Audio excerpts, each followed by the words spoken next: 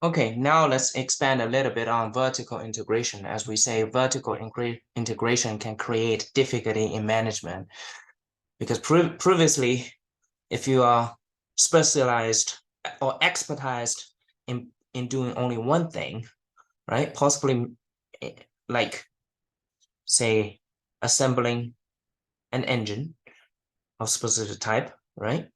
For you, management is not difficult. But now, if you become more picky, because of your pickiness, you decide to extend your production into, say, you need to produce the piston ring, you need to produce the piston, you need to produce all the bolts and nuts, right?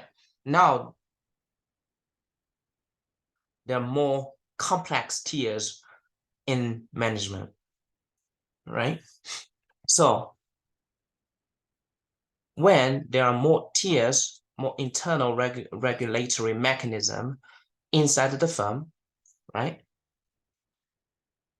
One problem that jumps out significantly that impairs the efficiency of the management, which is also contributing to the cost of vertical integration, is principal agent problem. So principal means the owner, the agent means the hired person, right? If the owner is not present to monitor the manager, possibly the manager has a different incentive than the owner, right? Especially when the owner only pays the manager a fixed income, right? A lot of times people say, hey, why do you try so hard? You only get, say, $500 per week salary, right? Why do you try everything?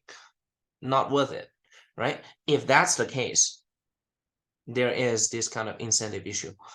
The owner who owns the company, right, whose life is hinged upon this company, possibly he wants everybody to try their best.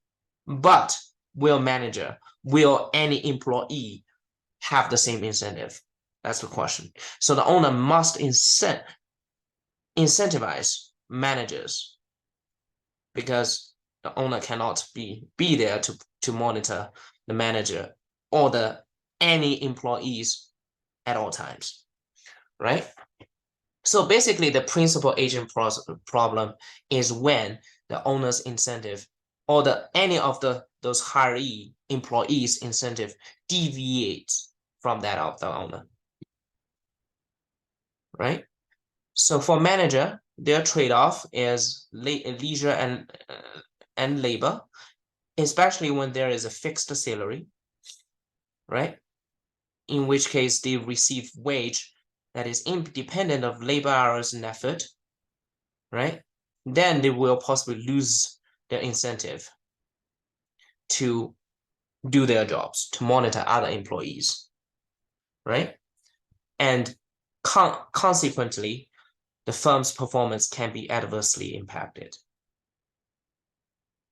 What can be the solution? The solution can be incentive contract, which is to tie manager's contract to firm's performance. Incentive contract, one example of that is tip mechanism, right? How much a waiter can make or waitress can make is heavily dependent on their ability to how good they serve, how well they serve, right? So in that case, the labor leisure trade-off decision of manager or of any employee is included in the compensation system. So the manager can be better incentivized to be and their incentives can be better aligned to that of the firm, right?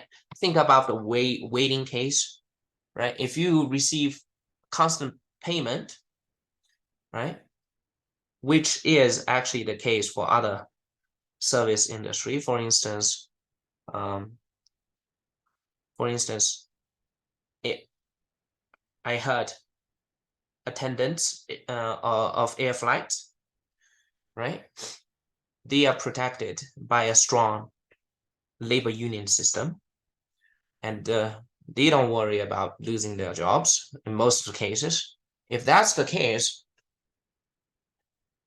then especially when the job is tough, when they have to serve hundreds of passengers overnight, then it's difficult for us to expect good attitude. But that is not what the firm desires, right? For restaurant, it's a similar case, right? You want anybody who goes to this restaurant has a very good experience so that they will come back again, right? But if the waiter is receiving a fixed wage no matter what, then possibly they will not even bother to smile to the to the consumer, right? To the customers. But now, a good proportion of their wage is dependent on the experience of the customer, right? Which is reflected on their tip. Then possibly they are going to do their best, right? Which is aligned with the interest of the firm, which is what the restaurant wants to see.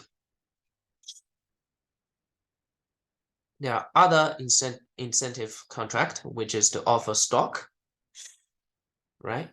Or offer bonuses directly related to profits. So whatever they are, those are given incentive, given awards, right, to this manager or to this employee if they helped the firm to profit better, to obtain higher profits, right? And there are external incentives, for instance, reputation, for instance, threats of takeover, right?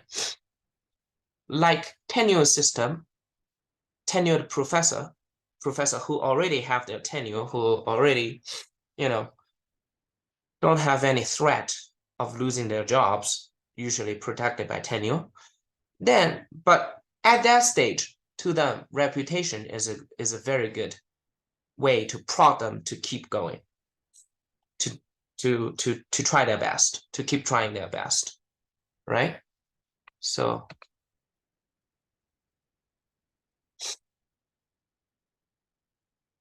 here, as I say, principal agent problem can be universal.